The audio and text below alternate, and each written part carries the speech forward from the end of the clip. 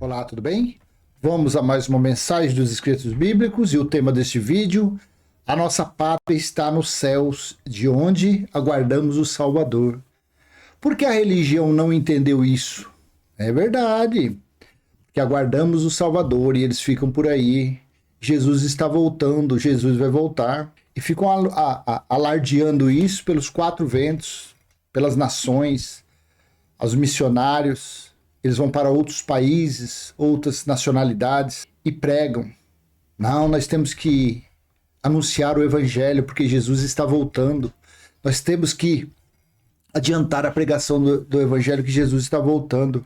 Aí eles se deparam com este versículo, veja, Filipenses capítulo 3, versículo 20 e 21. Mas a nossa cidade está nos céus, de onde também esperamos o Salvador, o Senhor Jesus Cristo, que transformará o nosso corpo abatido para ser conforme o seu corpo glorioso, segundo o seu eficaz poder de sujeitar também a si todas as coisas. Mas a nossa cidade está nos céus, de onde também esperamos o Salvador, o Senhor Jesus Cristo.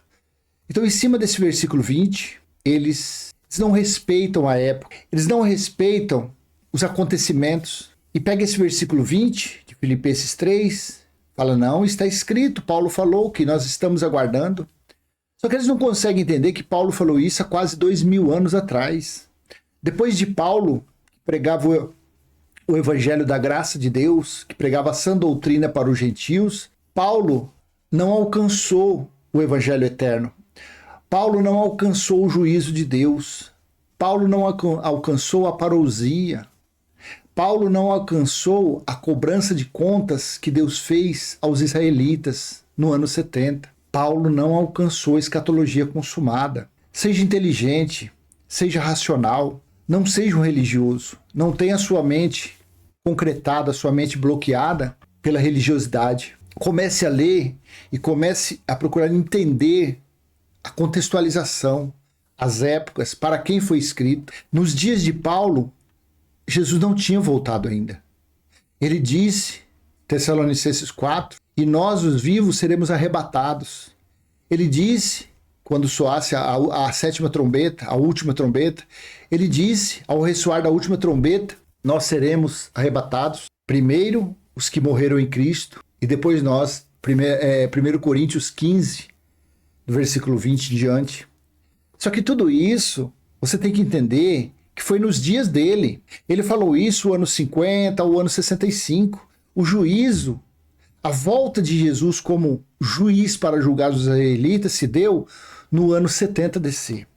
O dia do Senhor durou 3 anos e meio. O dia do Senhor durou do ano 66 a metade do ano 70 DC.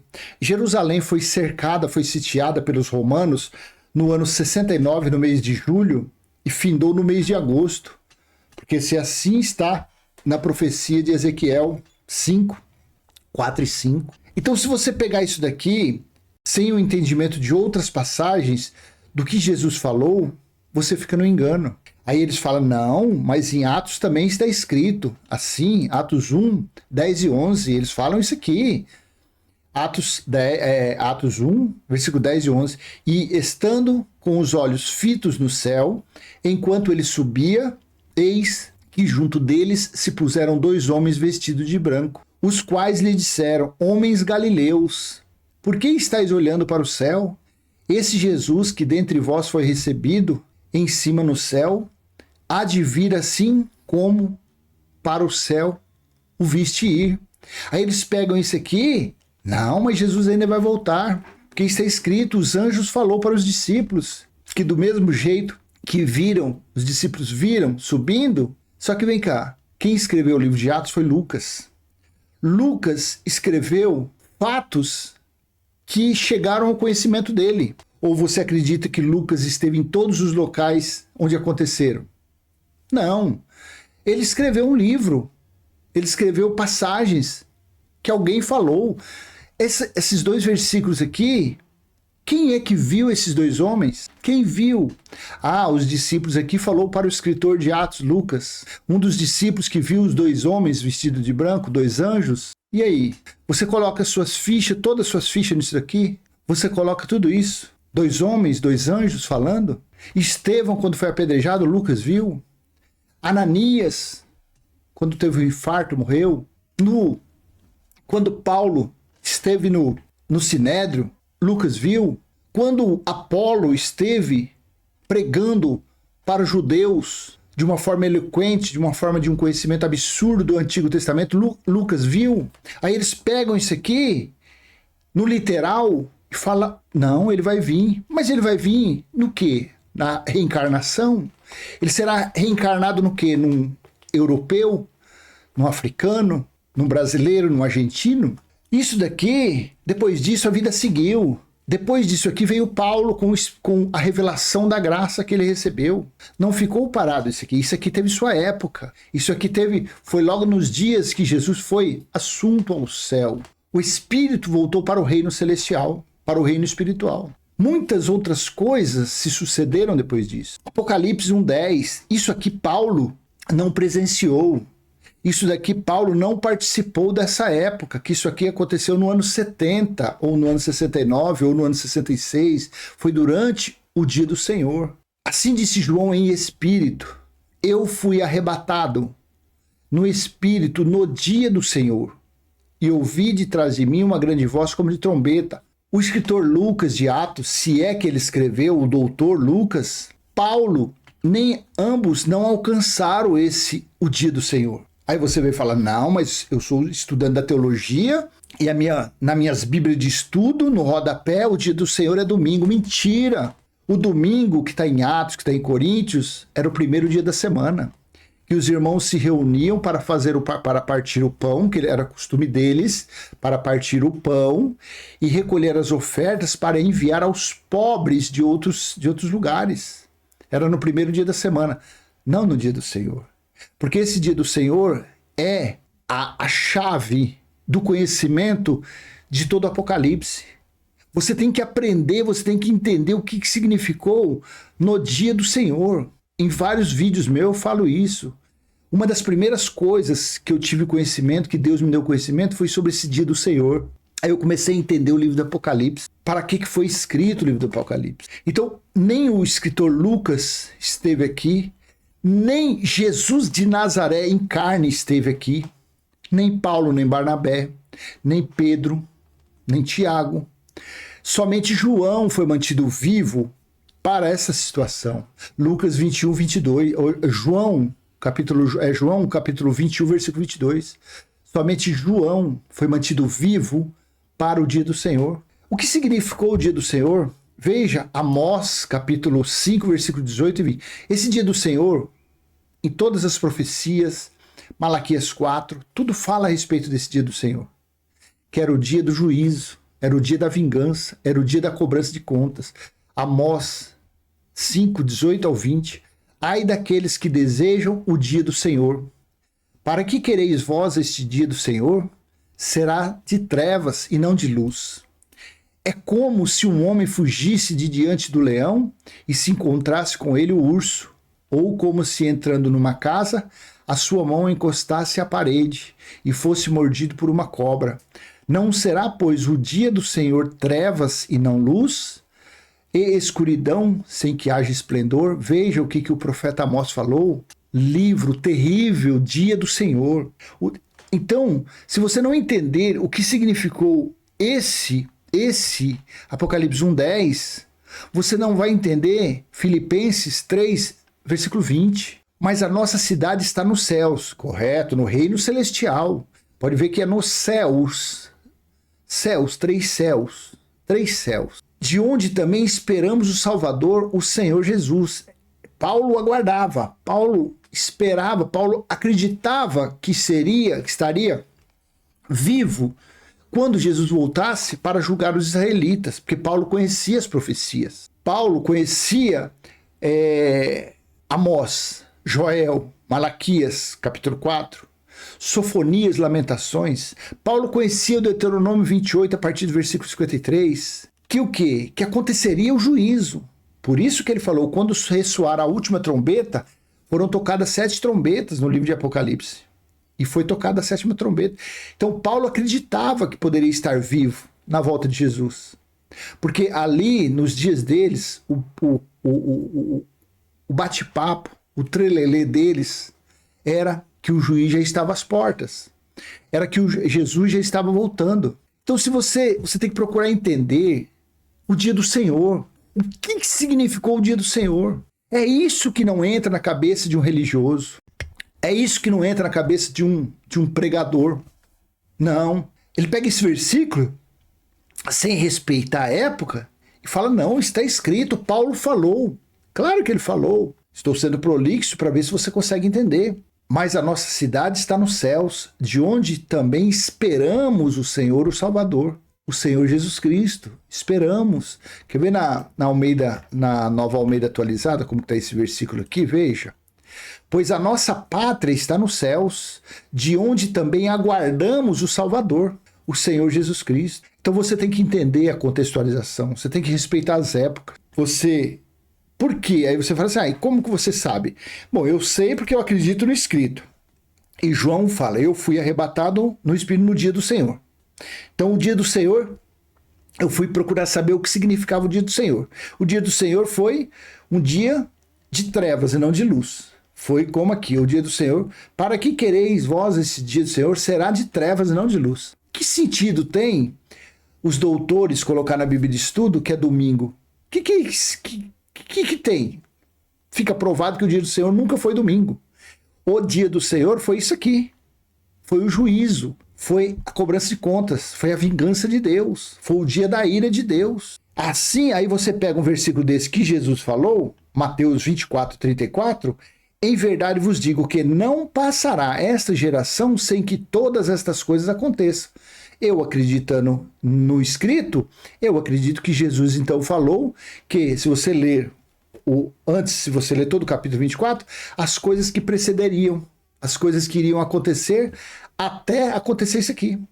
Isso daqui foi a volta dele. Isso daqui. Então naquela geração, a geração dos 70 anos, porque o dia do Senhor foi no ano 70 DC. Foi 3 anos e meio, foi do ano 66 à metade do ano 70 DC. Quando ele falou isso aqui foi no ano 30 a 33.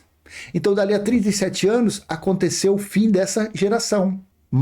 Daniel 9, versículo 2, pelos escritos de Jeremias, eu entendi que a devastação, a destruição de Jerusalém irá durar 70 anos. Então, conforme isso daqui, acreditando nesse escrito, que Jesus falou que aconteceria tudo naquela geração, então nós acreditamos que esse dia do Senhor foi o juízo de Deus. Assim aconteceu. E tem várias passagens que ele falou. Ele falou em Mateus 10, 23, quando, pois, vos perseguirem nesta cidade, fugi para outra, porque em verdade vos digo que não acabareis de percorrer as cidades de Israel sem que venha o Filho do Homem. Veja, se Jesus não voltou, então tem homens lá, discípulos, pregando lá, porque ele falou isso aqui para os discípulos. Tem discípulos pregando em Israel. Mateus 16, 27 e 28. Porque o Filho do Homem virá na glória de seu Pai, com os seus anjos, e então dará a cada um segundo as suas obras. Em verdade vos digo que alguns há dos que aqui estão, que não provarão a morte, até que vejam o Filho do Homem no seu reino. Se Jesus não veio, tem homens por aí com 2000 anos. Você consegue entender, quando a gente respeita, quando a gente acredita no escrito? Os líderes religiosos são incrédulos. Eles dizem que os que estão fora das chamadas igrejas são incrédulos. Não, incrédulos são eles. Que eles não têm entendimento. Eles não conseguem contextualizar o texto. Eles não conseguem verbalização, não conseguem nada. Eles não respeitam nada. Então eles pegam isso daqui e não entendem. Mas Jesus falou dos que estavam ouvindo ele naqueles dias. Ele falou para o sumo sacerdote, em Mateus 26, 64, disse-lhe Jesus, tu o disseste, digo-vos, porém, que vereis em breve. Quem ia ver em breve? O sumo sacerdote e os que estavam ali no sinédrio, que vereis em breve o Filho do Homem assentado à direita do poder e vindo sobre as nuvens do céu. Esse vindo sobre as nuvens do céu está em Daniel 7, porque quando se falava em juízo, quando era a forma de falar que Deus iria julgar os israelitas, o povo de Israel, o Filho do Homem vindo por sobre as nuvens. Mas Jesus fala em outras passagens que ele veio, ele viria em forma de relâmpagos, de trovões, de granizo, de terremoto. E assim aconteceu em Jerusalém. No ano 70, tremeu tudo, acabou tudo, caiu tudo. Sobrou somente 1/3 de Jerusalém. 3/4 da cidade foi destruído e o templo que havia em Jerusalém no ano 70 foi destruído até os alicerces. Então, com base nesses escritos que eu te mostrei, que você chega num versículo desse de Filipenses 3:20 e você entende ele perfeitamente, que isso aqui já aconteceu. A época que Paulo falou isso aqui, o dia do Senhor não tinha acontecido ainda. Jesus não tinha voltado realmente, aqui não tinha voltado ainda. Mas depois disso aconteceu várias coisas. Paulo foi decapitado, Pedro foi crucificado de cabeça para baixo, tudo depois disso. Tudo depois disso. João foi mandado por Nero para a ilha de Patmos. Diz a história, eu não sei, porque na Bíblia não está, mas diz a história que Nero jogou João em um tacho lá cheio de óleo quente e não caiu um fio de cabelo. Não me pergunte onde está isso, eu já ouvi isso há muitos anos atrás. E não caiu um fio de cabelo. Aí Nero pegou nervoso e falou, não, pega ele e coloca ele lá na ilha de Patmos. Por quê? Porque Jesus tinha falado isso aqui, veja.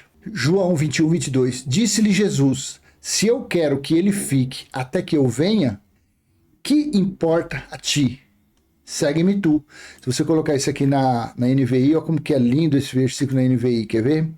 Respondeu Jesus, se eu quiser que ele permaneça vivo até que eu volte, o que importa?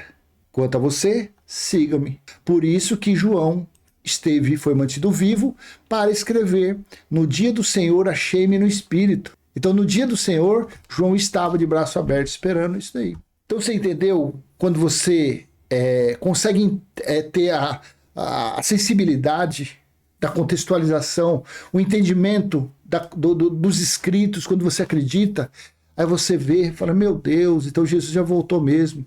Então aí você pega Filipenses 3:20, você entende que Paulo estava falando isso em uma época que realmente Jesus não tinha voltado ainda. Mas já se fazem quase 2000 anos que Jesus voltou como juiz e julgou o povo de Israel. Mas a religião, não sei se eles não sabem disso, se a teologia não sabe disso, ou a teologia tem escondido, tem mantido isso em oculto. Por quê? Se os religiosos ficarem sabendo disso, eles não vão frequentar mais religião. Eles não vão frequentar mais. E aí, quem vai sustentar? Os pastores, os bispos, os pregadores? Quem vai encher os cofres deles?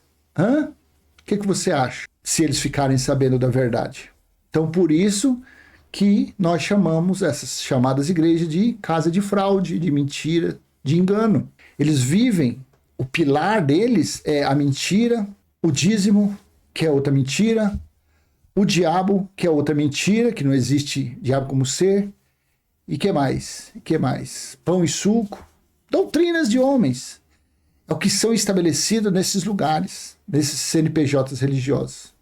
Assim seja, então eu deixo essa mensagem com você, a nossa pátria está nos céus, de onde aguardamos o Salvador. Por que a religião não entendeu isso? Mas eu acredito que eu te ajudei a desvendar. É tão fácil o entendimento desse. Quando basta duas coisas. Você acreditar no que está escrito e você respeitar as épocas. Pronto, você vai entender toda a Bíblia. Você vai entender de Gênesis a Apocalipse, que é um livro, são livros históricos. São livros de fatos já ocorridos. Todos.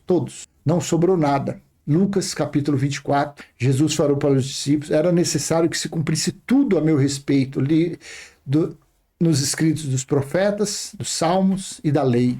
Jesus disse em Lucas 20, Lucas 21, do versículo 20 em diante, que quando Jerusalém fosse sitiada e que houvesse ali as mortes, as aflições, seria o cumprimento de tudo. Cumprimento de todos os escritos. E não sobrou nada para a religião, não sobrou nada para a teologia. Tudo que tem aí são doutrinas, são invencionices de homens maus. Então eu deixo com você essa mensagem, se foi útil, dê aquele joinha, compartilhe esse vídeo, se você não é inscrito, se inscreva no canal, ative o sininho e até a próxima, se assim o eterno Criador que habita aí no seu espírito, que habita no meu espírito, permitir. Tchau, tchau.